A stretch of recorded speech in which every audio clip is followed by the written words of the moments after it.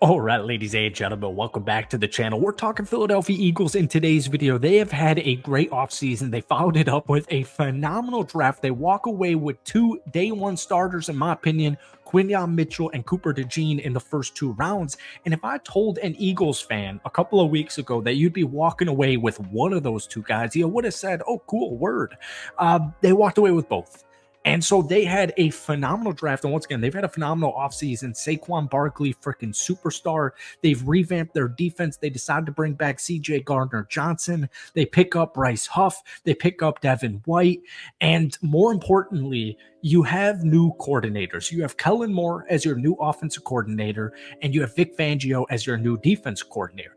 Now, defensively, last year, that was pretty much the reason for their second half and ultimately their playoff loss. Philadelphia finished the season 11-6, but they had the third worst defense in the NFL.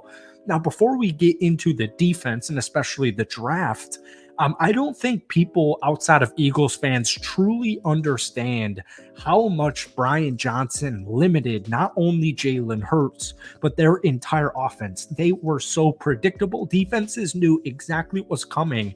And when you have a guy like Jalen Hurts, you need to be innovative. You need to be creative. You need to not be a freaking book that the defense can just read with the snap of their finger. Saquon Barkley addition is absolutely insane. We know A.J. Brown. We know Devontae Smith. Those are like, Smith is probably the best wide receiver two in the NFL, and you've got a freaking superstar wide receiver, one of the best in the NFL in A.J. Brown.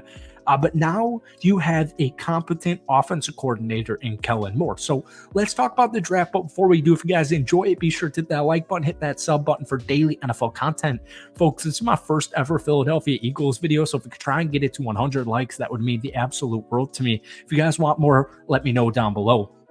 So the draft was super weird. There was no defensive players picked for forever, and it worked out perfectly for the Philadelphia Eagles. So in round one, at pick number 22, they select Quinyon Mitchell out of Toledo. Now you get such a freak of nature athlete. 4.33 40-yard dash. He led the FBS with 15 pass breakups last season. He is going to make an immediate impact on a defense that finished second to last in touchdowns allowed at 35 in 2023. He had 5 interceptions in 2022, and he had 18 freaking pass breakups. I mean, this dude is an absolute day one starter. And once again, Philadelphia, even with changes to both coordinators, your defense last year was severely underwhelming. And a lot had to do with the secondary unit. So that's why you bring back CJ Gardner-Johnson, and that's why you spent your first two draft picks defensively. Their secondary was abysmal. I've got this crazy stat here. They were 28th in total pass yards last year. Philadelphia should have never had that second half. They should have never lost to the Tampa Bay Buccaneers. Even though I love Baker Mayfield and the Buccaneers story, they should have had that game, and they should have.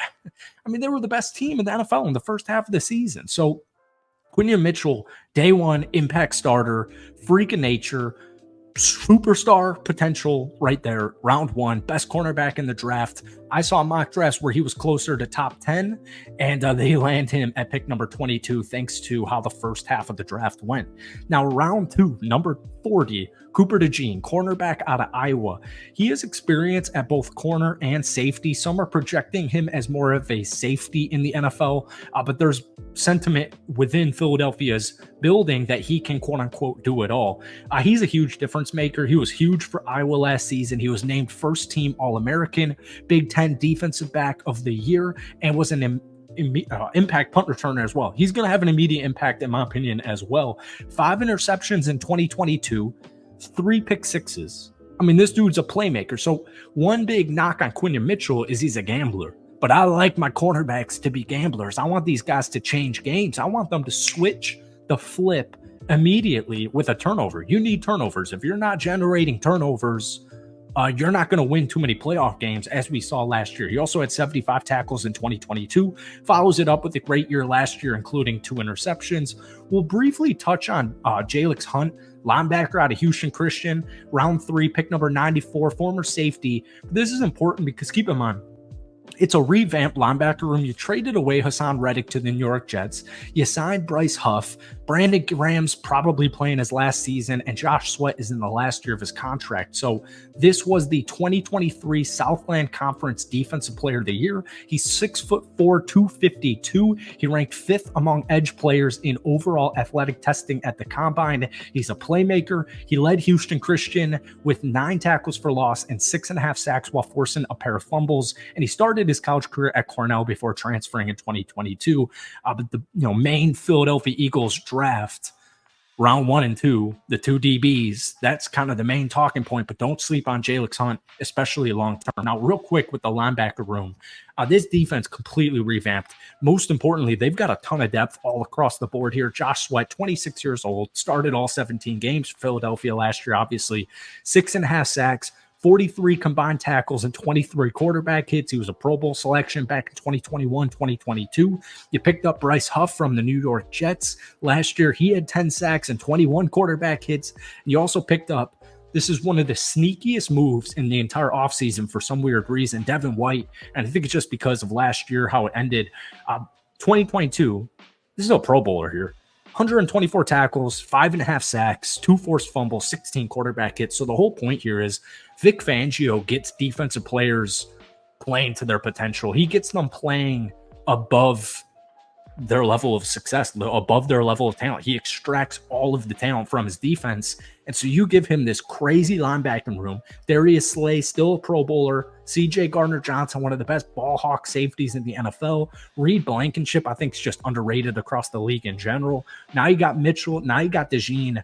And you still got James Bradbury if he decides to bounce back, if he actually ends up making the roster. I still am intrigued by Ringo. You picked up Oren Burks. This defense is looking, you got Avonte Maddox. Like, this defense has all of the names that you need. And I think Vic Fangio himself is going to get this defense playing to a top 10 unit. I was just reading, I think it was Bleacher Report. They ranked all the defenses in the NFL and they had Philadelphia at like 21 or 22. I was shocked. I can't even believe it. So offensively, you're set. Last year, 7th highest points per game in the NFL, 25.5. Jalen Hurts. Yeah, he threw a couple of interceptions. He had a down year. But once again, I don't think people, like Eagles fans know this, but I don't think people truly understand how much Brian Johnson held back Jalen Hurts and the offense in general. So now you got Saquon Barkley. You got a great tight end. You got a great wide receiver room. You picked up Paris Campbell. You picked up Devontae Parker. You picked up some wide receivers later on in the draft. And Jalen Hurts and Saquon Barkley, I couldn't even tell you. Let me know who it is. I don't know the last time Philadelphia had this crazy of a running back room with Saquon Barkley there. I mean, this is one of the best teams, not only in the NFC, but in the entire NFL, in my opinion. And as a Green Bay Packers fan, that's not exactly what I want to be hearing right now. So that's it for today. If you guys enjoyed it, be sure to hit that like button, hit that sub button for daily NFL content. Like I said, this is my first ever Eagles video. We're definitely going to be making a ton this offseason.